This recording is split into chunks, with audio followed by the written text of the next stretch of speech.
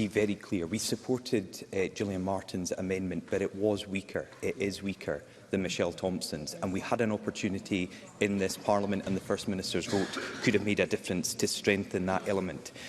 But let's also be clear that the public are not against improvements to support trans people. Yeah. They are against this bill. The problem is not reform. The problem is the First Minister's reforms. While there may be a majority in this chamber later today to support this legislation, a majority of the public oppose the bill, including most SNP, Labour and Liberal Democrat voters. This bill reduces women's rights and potentially risks women's safety, but it doesn't need to be this way. So let me ask the First Minister and all the Labour, Liberal Democrat and SNP members who will support it, shouldn't they take the time to get this right instead of charging ahead with a bill that the people of Scotland do not support? First Minister. This is a bill that has been 6 years in the making. There have been 2 full consultations.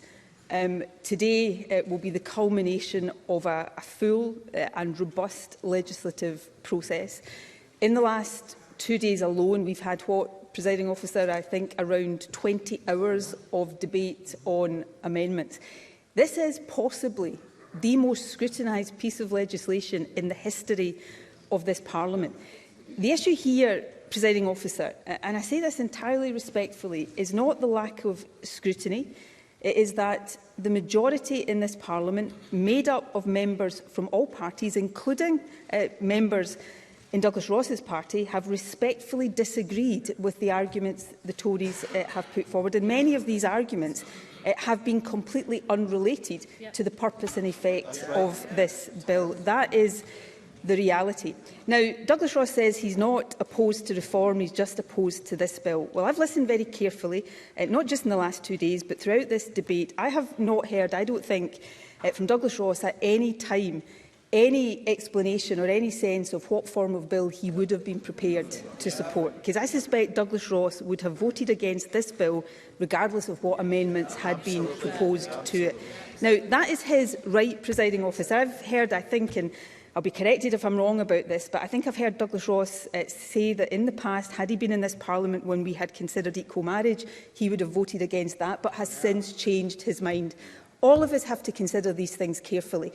I have thought very, very, very deeply about all of these issues for a long time, and I will be accountable for the decisions I make on this bill in this Parliament. I will always stand up for women's rights, but I am proud of the fact that I hope this afternoon Parliament will vote for a piece of legislation that will make the lives of trans people in this country that little bit better and easier. And I think that's actually something to be proud of.